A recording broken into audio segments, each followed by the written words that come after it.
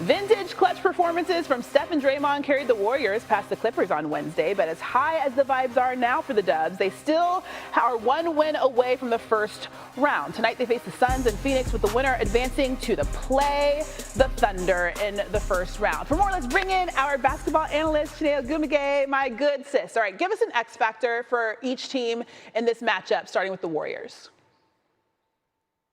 Okay, I should say, Christine, that the X factor are the referees, because boy, oh boy, they have their hands full in this one between Draymond Green and Dillon Brooks. And starting with the Warriors, let's focus on Draymond Green, because honestly, he really helps unlock Steph Curry, the greatest shooter that God has ever created. Their two-man action has been the best in the NBA since we started.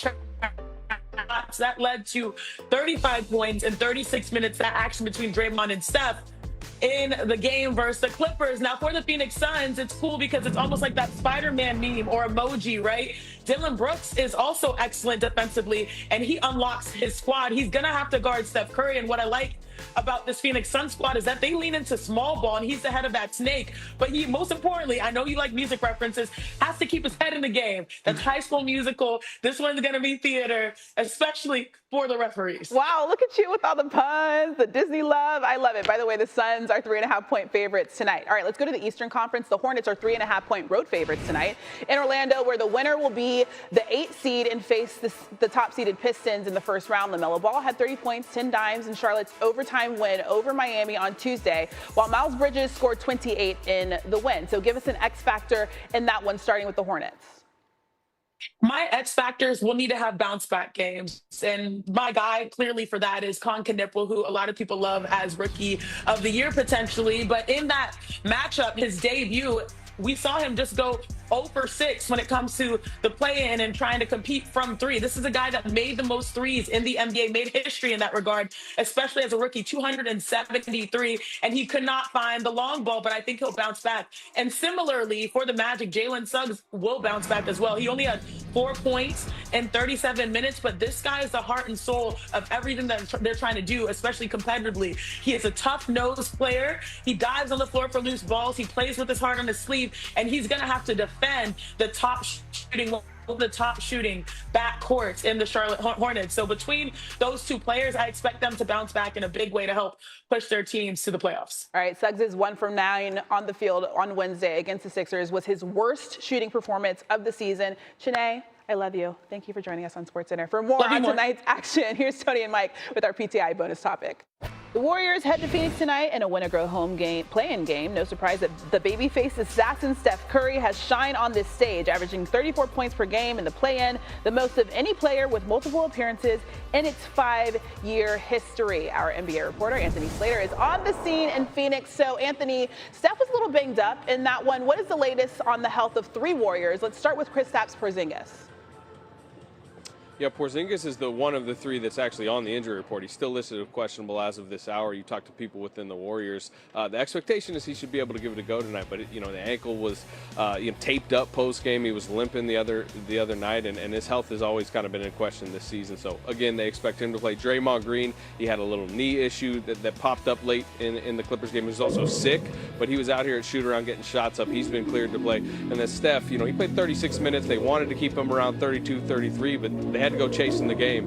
And tonight, I think he'll probably be around 34 if it's a game that's not decided. But late, if they have to push him to 36, 37, they got to do it. Yeah, it was crucial that he was in the end of that last one. Steph Curry, by the way, has at least 35 points in 4 of the 5 play-in tournament games in his career. So there's another storyline that we're watching. It's surprising that Dillon Brooks has had bad blood with anyone, but take us through the beef that now exists between the Warriors and Dillon Brooks.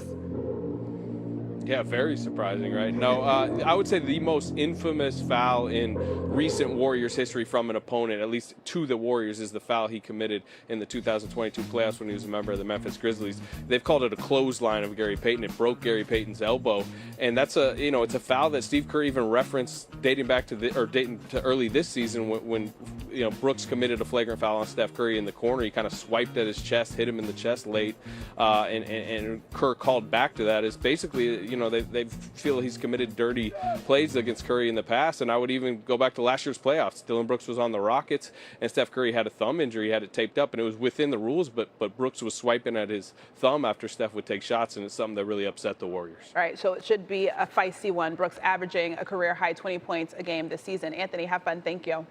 And book, it's Warriors at Suns for the 8th seed and the right to play the Thunder. Steph's heroics saved Golden State Wednesday in L.A. Phoenix, meanwhile, fell to Portland. No 7th seed has ever missed the playoffs entirely from back-to-back play-in losses. The Warriors have won 3 of 4 meetings this season, including a 4-point dub in the last, in which neither Curry nor Book played. Each of the last 3 meetings have been decided by 4 points or fewer. And the Warriors have dominated the clutch, shooting 77% from the field in clutch time. Basketball analyst Chiney Ogwumike and our Warriors reporter Anthony Slater joins now on SportsCenter. Anthony, we'll start with you in Phoenix. We got future Hall of Famers Steph and Draymond carrying Golden State late in L.A. Let's start with Steph. What is the latest on his health and his expected workload tonight after going 36 minutes on Wednesday? Yeah, you mentioned it. 36 minutes the other night, and he probably spent another 90 minutes post-game going through this recovery circuit. He twisted his ankle recently. We know about the knee injury that forced him to miss 27 games. That's the most minutes he's played since December. It's only the 4th time he's reached 36. I'd expect him to get somewhere close to that tonight. They'll probably script out the first half around 16-17, but as you saw against the Clippers, if they need to chase down a win, they need to get him back early in the 4th quarter. So I would expect that against Dillon Brooks, one of his nemesis that we know is going to be physical with him. On the Draymond Green front, he was sick the other day, and then also he had a knee issue late in the game. But he just said his knee locked up, nothing structural. He was out at the optional shoot around this morning getting floaters up, and I expect he's cleared to play tonight. Kristaps Porzingis is questionable, but I do expect him to play. Yeah, load management, it does not come into the calculus here. This is an elimination game. Chiney, if the Suns want to keep playing beyond today, what is their key to get past the Warriors?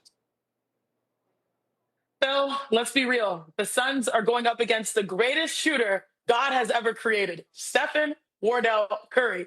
But actually the good news is that they match up pretty well defensively with the Golden State Warriors because they can play small ball defensively.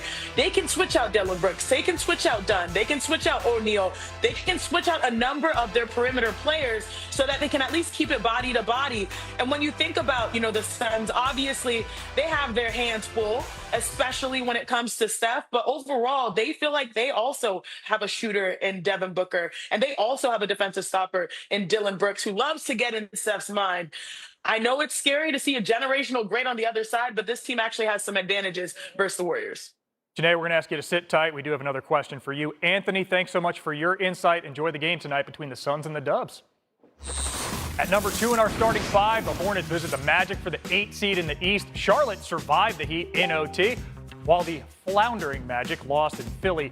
Winner here is the 8th seed, visits Detroit to start round 1. That series opener also on Sunday. After dropping the first meeting against the Magic this season, the Hornets have won each of the last 3, all by at least 15 points. Charlotte's the first team to beat the Magic by 15 3 times in a single season since the 2021-22 Bucks. Back now with Chiney and checking in, NBA writer Younghoe, who is in Orlando covering this Hornets Magic game. The Hornets survived Tuesday night despite an off night from Con Knippel. What are you hearing about the team's plans to get the rookie going in tonight's elimination game? Well, Phil, it was a little surprising to not see perhaps the front runner for the Rookie of the Year and the only rookie ever to lead the league in three-pointers made. Con Knippel sitting for the final 142 of regulation and all of overtime of that game against Miami. So I asked Charles Lee this morning, was there anything wrong with Con? And he said no, it was just a tough decision that he had to make. He had to go with guys that he needed at that moment. But he said, look, I want Con to focus on making all the winning basketball plays. Don't worry about his shot. He talked to him before the game, and LaMelo Ball said, I don't want him to think. Just play basketball. Just shoot. The percentages should even out. And that's the luxury of having Knippel and Ball. They're 1 and 2 in three-pointers made this season, so if one has an off night, the other one can close the gap. Chiney, in all of the NBA, only the Spurs and Celtics have a better record than the Hornets since January 22nd. Charlotte is favored here by 3.5 on the road. So what's the key for the Magic to pull the upset tonight at home?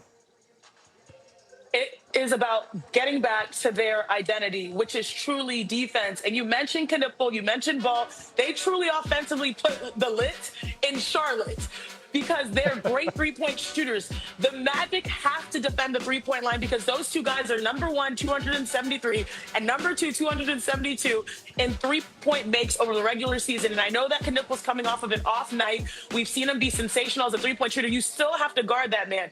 Oftentimes when it comes to big games, big moments, people say, look in the mirror, remember who you are. I think they've had a little bit of an identity crisis, a little bit offensively, the Orlando Magic, but they know that their true identity is defense, and that can help them propel them to a win. Well, it's been a disappointing run for the Magic to this point. They got to get it done from their fan standpoint. They were minus 2,500 to make the playoffs. That is bet 100 to net $4, and they are on the verge of missing it if they don't get it together as home dogs here against the Hornets. Chiney Ogwumike, thanks so much.